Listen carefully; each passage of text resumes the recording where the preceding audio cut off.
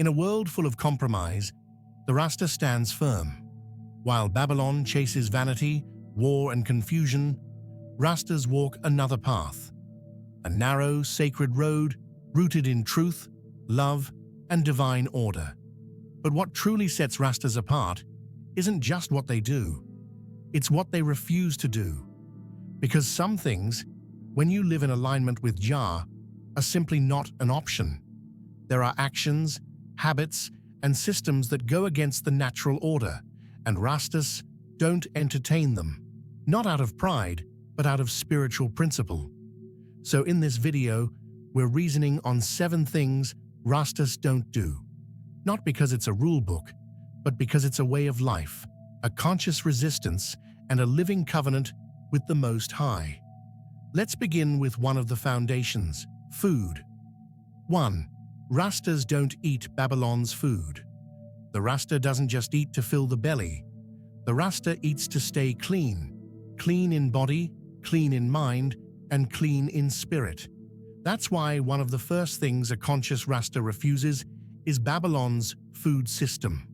What is Babylon's food? It's the genetically modified, chemically treated, heavily processed, blood-stained industry that feeds society poison and calls it nutrition. It's food laced with preservatives, hormones, and unnatural additives. It's fast food, dead meat, canned goods, and microwave dinners. It's the food of greed, not life. Rastas don't eat that. Instead, they follow the principle of Ital Livity, a natural plant-based approach that honors the earth and respects the body as the temple of Jah. No pork, no shellfish, often no meat at all.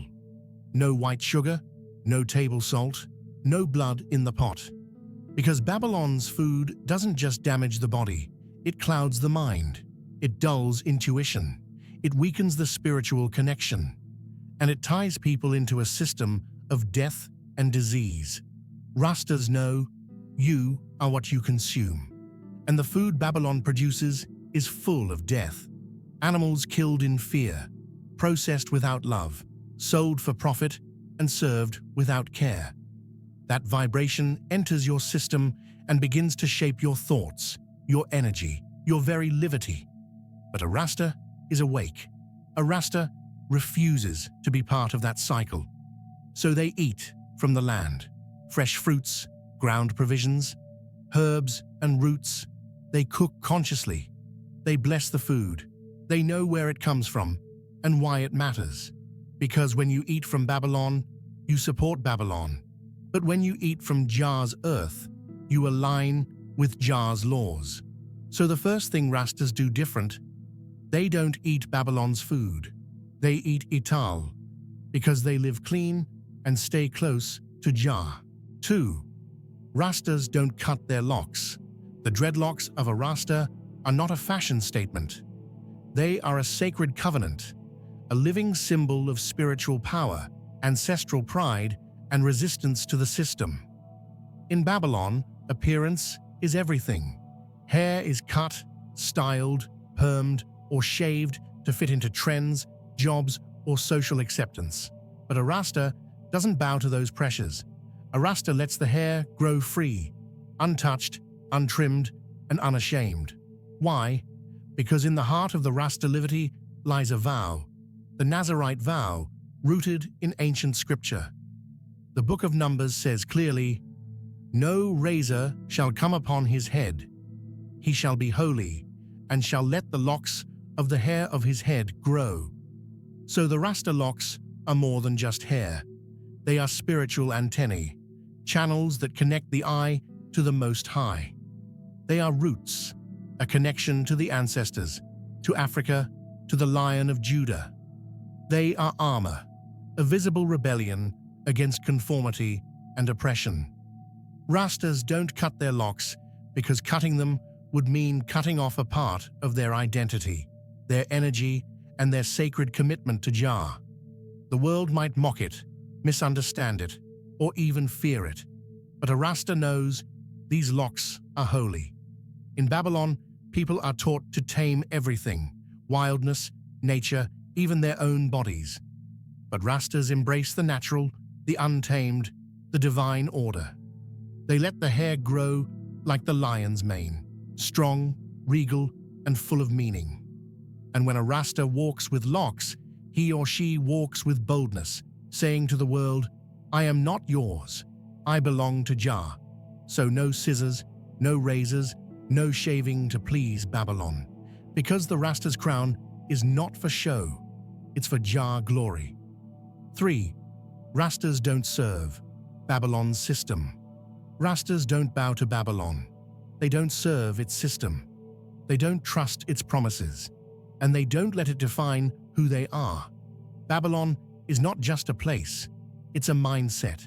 It's the system of oppression, materialism, war, and deception that rules the modern world. It thrives on control. It feeds on fear. And it demands blind obedience. But the Rasta refuses. A true Rasta sees Babylon for what it is, a man-made empire built on the backs of the poor, glorifying wealth, power, and corruption while trampling truth and righteousness. So what does this mean in daily life? It means Rastas don't get caught up in political games. They don't pledge allegiance to corrupt governments or put trust in politicians. Whether left or right, capitalist or communist, Babylon wears many disguises, but the agenda is always the same: control the people, silence the truth, and profit from confusion. Rastas step outside of that. They don't fight Babylon's wars, because no Rasta sheds blood for a corrupt regime. They don't sell their souls for a paycheck or title. They don't idolize celebrities, presidents, or false leaders, because the Rasta knows only Jah rules. While Babylon teaches competition, Rasta lives through community. While Babylon chases money, Rasta values wisdom. While Babylon builds prisons, Rasta grows gardens. It's a different order, a divine order. To the outside world, it may seem like non-conformity, but to the Rasta, it's liberation. It's not laziness. It's not ignorance. It's conscious refusal. Because the Rasta knows, if you serve Babylon, you become its slave. But if you walk with Jah, you are free. So the third thing Rastas don't do, they don't serve Babylon's system. They live outside of it, with strength, vision, and trust in the Most High. Rastas don't use Ganja recreationally. To many, Ganja is just a high, a smoke to relax, escape, or pass the time. But to a Rasta, Ganja is holy. It's not a drug. It's not a trend. It's a sacrament rooted in scripture, meditation, and spiritual awakening. That's why true Rastas don't use Ganja just to get high. They don't smoke it out of boredom. They don't abuse it to numb pain. They don't treat it like a party tool. That's Babylon's way, to take something sacred and turn it into entertainment. But the herb wasn't made for that. In the Rasta Livity, Ganja is a gift from Jah, a healing plant used with purpose, intention, and reverence. It's often burned during prayer, reasoning, or meditation, times when the spirit seeks clarity, not escape. When a Rasta lights up, it's not to flee reality, it's to connect more deeply with reality as it truly is. Because the herb is a key to open the heart, quiet the ego, and hear Jah's voice more clearly. That's why the context matters. Ganja is used to uplift, not to slack, to focus, not to drift. And it's often shared in circle, with words of wisdom, not noise and distraction. The Rasta respects the herb. The Rasta listens to it. The Rasta uses it to align, not to lose control. So when Babylon legalizes it, commercializes it, and brands it with smiling mascots and slogans, Rastas see the deception. They know Babylon doesn't honor the herb. Babylon wants to sell it, tax it, and strip it of meaning. But Rastas hold the original intention. So the fourth thing Rastas don't do, they don't use Ganja recreationally. They use it righteously, with discipline, reverence, and purpose. Rastas don't speak negatively. In the Rasta Livity, words are not just sounds, they are power. The tongue can bless or curse, build or destroy, uplift or tear down. That's why Rastas are deeply careful about how they speak. You won't hear a true Rasta wasting time with gossip, insults, or hateful language. Rastas don't speak negativity. They don't declare defeat. They don't utter words that separate or diminish. Instead, they speak life. This is more than just politeness. It's spiritual discipline. Rastas understand that language is vibration, and vibration shapes reality. So why fill the air with curses when you can chant blessings? One of the clearest examples is the use of Iyarik, the Rasta way of speech. Rastas say, I and I, instead of you and me, to remind us that the divinity in me is the same divinity in you. They say, overstand, instead of understand, because to understand is to be beneath, but to overstand is to rise above with sight and clarity. They avoid saying death casually or can't, or words like oppression, unless they're calling Babylon out. They're always aware that what you say creates energy, and that energy moves through the world. Even in conflict, a Rasta reasons, not argues. Even in hardship, a Rasta gives thanks, not complaints. Even in silence, a Rasta speaks volumes through livity, not just vocabulary. This is why Rastas are known for phrases like Jah guide, give thanks, and blessed love. Because they know the word is sacred, and Jah is the word made manifest. So the fifth thing Rastas don't do, they don't speak negatively. They speak life, light, and truth. Because what you chant, you become. 6. Rastas don't worship man or money. In Babylon's marketplace, everything has a price. Fame, loyalty, even truth. Celebrities are exalted as demigods. Politicians promise salvation for a vote. Brands flash neon promises of identity and belonging. People bow to paychecks and call it success. The Rasta refuses every bit of it. Jah alone is worthy of praise. That is the foundation. A Rasta may honor Haile Selassie I as the embodiment of kingly character, but he is revered because he reflects Jah's kingship, not because he is a celebrity to be idolized. Any flesh that claims divinity for itself is illusion. Only the Most High holds the throne. So Rastas don't worship man. They don't idolize musicians, not even reggae legends. They don't put pastors, gurus, or political leaders between themselves and Jah. Leadership is judged by its fruits, not its titles. If a ruler oppresses the poor, he is Babylon, no matter how grand his palace. Likewise, Rastas don't worship money.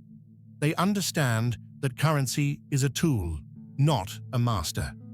Yes, the bills can buy bread, repair a roof, or print a book, but they can also chain the heart with greed, anxiety, and endless want. Babylon's economy runs on that fear of never enough. A Rasta steps out of that cycle.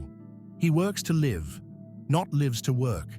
She values time for prayer, reasoning, farming, and family above overtime pay chased in fluorescent cubicles. They measure wealth in freedom, health, and wisdom, not in digits on a screen. When Babylon entices with consumer splendor, latest phones, branded sneakers, shiny cars, the Rasta asks, does this serve Livity, or does it steal my soul? Most times the answer is clear, and the purchase is left on the shelf. This doesn't mean Rastas reject craftsmanship or beauty. A hand-carved drum, a woven tam, a well-bound book, these hold meaning. What Rastas reject is the empty glitter that demands worship and gives nothing in return. Because once you kneel to idols of flesh or gold, you blind yourself to Jah's glory. You trust shaky thrones instead of the everlasting rock. You trade your birthright of divine royalty for the counterfeit crown of Babylon. So the sixth thing Rastas don't do is crystal clear. They don't worship man or money. Their allegiance is to Jah alone, and their treasure is stored where moth and rust cannot corrupt, within the living spirit. Thing 7. Rastas don't fear death. To Babylon, death is the end, the final curtain, the ultimate fear. But to the Rasta, death is not the end. It's not even a defeat. It is simply a transition, a doorway from one phase of existence to another. A Rasta doesn't live clinging to this world, trembling at the thought of leaving it. Because this world, as Babylon has made it, is not the kingdom Rastas seek. Their true home is Zion, a spiritual place of peace, righteousness, and oneness with the Most High. Rastas don't fear death because they live prepared. Every day is a chant, a meditation, a sacrament. Their livity is not rooted in survival, but in purpose, not in material gain, but in divine mission. The body, temporary, the dreadlocks, dust eventually, but the soul, that's eternal, and Jah's breath cannot be killed. This is why Rastas live fully, not recklessly, but consciously.